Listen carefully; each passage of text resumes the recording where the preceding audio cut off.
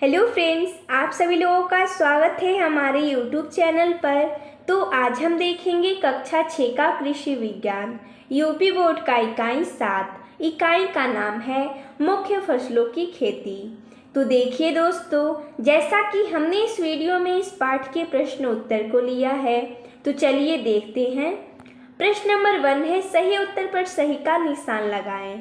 प्रश्न है, धान की खेती होती है। विकल्प है खरीफ, रबी, जायद या इनमें से कोई नहीं। तो धान की खेती कैसी फसल होती है? तो खरीफ की फसल होती है। अगला है प्रश्न, धान की नर्सरी लगाई जाती है। विकल्प है मई के अंतिम सप्ताह में, जून के अंतिम सप्ताह में, जुलाई के प्रथम सप्ताह में या इनमें से कोई नहीं। तो इसका सही हो जाएगा विकल्प क, मई के अंतिम सप्ताह में। अगला है सुगंधित धान की प्रजाति है। विकल्प है टाथरी, बासमती 370, पूषा बासमती 1, उपयुक्त सभी। तो इसका सही हो जाएगा विकल्प घ, उपयुक्त सभी। अगला है मक्का की खेती के लिए उपयुक्त भूमि होती है। विकल्प है दोमट, चिकनी मिट्टी, भावर मिट्टी या इनमें से कोई नहीं। तो इसका सही हो जाएगा विकल्प क, दोमट मिट्टी। अगला है प्रश्न 5वां, संकुल मक्का की प्रजाति होती है। विकल्प है नवीन, कंचन, श्वेता या उपयुक्त सभी। तो इसका सही हो जाएगा विकल्प घ, उपयुक्त सभी। अगला है कुफरी चंद्रमुखी प्रजाति है। विकल्प है मक्का की, आलू की, मूंग की या अरहर की। तो कुफरी चंद्रमुखी एक प्रकार की आलू की प्रजाति है। तो इसका सही हो जाएगा विकल्प ख। अगला है आलू की फसल तैयार होती है। तो कितने दिन में तैयार होती है? विकल्प है 120 से 125 दिन में, 230 से 235 दिन में, 215 से 220 दिन में या उपयुक्त सभी ठीक है। तो इसका सही हो जाएगा विकल्प क, 120 से 125 दिन में। अगला प्रश्न दूसरा है, रिक्त स्थानों की पूर्ति कीजिए। प्रश्न है, रोपाई के लिए धान की उपयुक्त प्रजाति अच्छी है। तो कौन सी प्रजाति अच्छी है? तो नरेंद्र 97। अगला है, 1 हेक्टेयर नर्सरी में जिंक सल्फेट, यहाँ पर रिक्त स्थान है किग्रा प्रयोग किया जाता है। तो 1 हेक्टेयर नर्सरी में जिंक सल्फेट की कितनी मात्रा होती है? तो 5 किग्रा भर देंगे हम। अगला है देसी मक्का की बीज दर, यहाँ पर रिक्त स्थान है किग्रा प्रति हेक्टेयर है। तो कितनी किग्रा है? तो 18 से 20 किग्रा प्रति हेक्टेयर है। अगला है गेहूं की फसल में, यहाँ पर रिक्त स्थान है सिंचाई की आवश्यकता होती है। तो कितनी बार सिंचाई की आवश्यकता होती है गेहूं की फसल में? तो 5 से 6 बार। अगला है अरहर की बुआई, यहाँ पर रिक्त स्थान है गहराई पर की जाती है। तो कितनी गहराई पर की जाती है? तो 4 से 5 सेमी गहराई पर।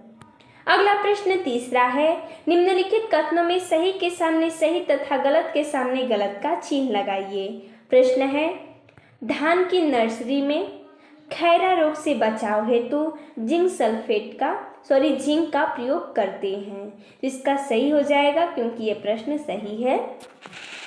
अगला दूसरा है, देसी मक्का का बीज दर संकुल मक्का से कम होता है। ये सही है, तो इसके लिए हम सही का निशान लगा देंगे। अगला है, संकर एवं संकुल मक्का के लिए 80 किग्रा नाइट्रोजन का प्रयोग किया जाता है। ये गलत है, तो इसके आगे हम गलत का चिन्ह लगा देंगे। अगला है, अलंकार उड़द की प्रजाति है। ये गलत है, तो इसके आगे गलत का चिन्ह लगा देंगे। अगला है, उड़द की फसल में राइजोबियम कल्चर का प्रयोग करना चाहिए। ये सही है, तो इसके आगे हम सही का चिन्ह लगा देंगे। अगला प्रश्न चौथा है, स्तंभ क को स्तंभ ख से सुमेल कीजिए। जैसा कि हमने यहाँ पर करके दिखाया है, स्तंभ क है और स्तंभ ख है, हमें इसमें मिलान करना है। तो हम मिलान कर देंगे। नर्सरी में कीड़े से बचाव हेतु हम कीटनाशी का प्रयोग करते हैं। नर्सरी में बीमारी से बचाव हेतु कवकनाशी का प्रयोग करते हैं। खरपतवार नियंत्रण हेतु पेंडामेथिलीन का उपयोग करते हैं। खैरा रोग हेतु जिंक सल्फेट का प्रयोग करते हैं। टिड्डा एक प्रकार का कीट है, तो मिलान कर देंगे। झुलसा दिया गया है जो कि एक प्रकार की बीमारी है, तो इसका भी मिलान कर देंगे। गंगा 11 एक प्रकार की प्रजाति है, तो मिलान कर देंगे। एट्राजिन खरपतवार नाशक दवा का नाम है। गेहूं का मिलान कर देंगे वैशाली से। गेहूं सा खरपतवार है और कीट या रस्ट एक बीमारी है। अगला प्रश्न है 5वां, एक वाक्य या शब्द में उत्तर दें। प्रश्न है सिंचित दशा में धान की फसल में नाइट्रोजन की मात्रा बताएं। तो होता है 120 किग्रा। जैसा कि हमें एक शब्द या एक वाक्य में उत्तर देना है। अगला है सुगंधित धान की 2 प्रजातियों का नाम लिखिए। हमने यहाँ पर लिखा है टाथरी बासमती 370। अगला है धान की रोपाई के समय नाइट्रोजन की कितनी मात्रा प्रयोग करनी चाहिए। तो 60 किग्रा प्रति हेक्टेयर प्रयोग करना चाहिए। अगला है धान की उन्नतशील फसल के लिए फास्फोरस की मात्रा बताइए। तो कितनी होनी चाहिए। तो 60 किग्रा प्रति हेक्टेयर। अगला है महीन धान की नर्सरी के लिए बीज की प्रति हेक्टेयर मात्रा बताइए। तो कितनी होती है। तो 30 किग्रा होती है। अगला है 1 हेक्टेयर धान की नर्सरी से कितने हेक्टेयर क्षेत्रफल की रोपाई की जाती है। तो 15 हेक्टेयर। अगला है नर्सरी में खैरा रोग से नियंत्रण हेतु कितनी जिंक सल्फेट प्रति हेक्टेयर प्रयोग की जाती है। तो 5 किग्रा। अगला है धान की रोपाई के समय एक स्थान पर कितने पौधे लगाए जाते हैं। तो 2 से 3 पौधे।